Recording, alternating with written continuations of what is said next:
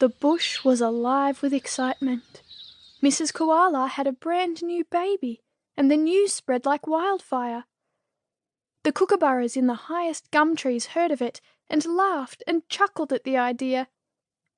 In and out of their burrows the rabbits came scuttling, their big brown eyes opening wide with wonder as they heard the news. Over the grass the message went where Mrs. Kangaroo was quietly hopping towards her home. She fairly leapt in the air with joy. "I must tell Mr. Kangaroo," she cried, and bounded away in great hops and leaps. Even Mrs. Snake, who was having a nap, awoke, gave a wriggle, and blinked her wicked little eyes. The whole bushland was twittering with the news, for a baby bear was a great event. Mrs. Koala had a baby every 2 years, and, as Mrs. Rabbit had very, very many during that time, you can just imagine how surprised everyone was.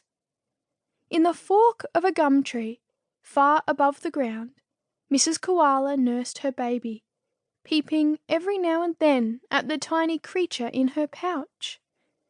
This little baby was the funniest wee creature.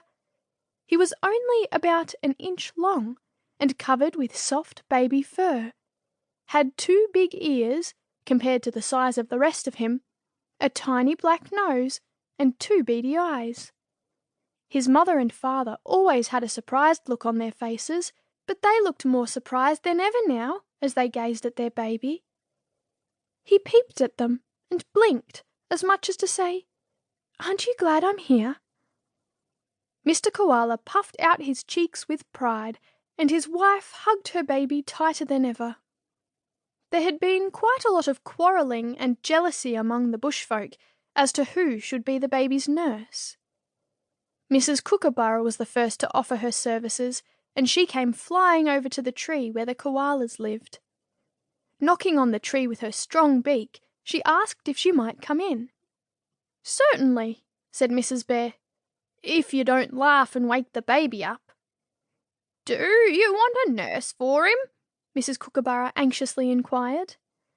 "Yes, I do," Mrs. Bear replied. "Will I do?" Mrs. Kookaburra asked. "Oh, no," said Mrs. Bear. "Your laugh is so loud and you chuckle so long that you'd wake the baby up." Poor Mrs. Kookaburra was very disappointed and flew off to tell Mrs. Magpie about it. "I'll go over and see if I can be the nurse," said Mrs. Magpie. "Mrs. Bear is very particular, and I'm sure I will suit." She gave her feathers a fluff and sharpened her beak, then straight to the koala's home she flew. "Come in," called Mrs. Bear on hearing the peck at the tree. "Good morning, Mrs. Koala. I hear you are wanting a nurse for the baby. I'm sure I could keep the young scamp in order, as I've had a few dozen myself." "Thank you, Mrs. Magpie," said Mrs. Bear very politely. "But I don't like the look of your beak. You could give a very nasty peck with it." "They all want a peck sometimes," said Mrs. Magpie in a very cross tone. At this the baby bear popped his head right out of his mother's pouch and blinked very hard. "If you are so particular, I'll send along a friend of mine who will suit you very well." And saying this, Mrs. Magpie gave the tree a savage peck and flew off. Imagine Mrs. Koala's surprise when she peeped down the tree later on and saw Mrs. Snake slowly wriggling her way upwards. Oh, she was frightened. "Go away, Mrs. Snake," she called in a loud voice. "I've come to nurse the baby. Mrs. Magpie sent me."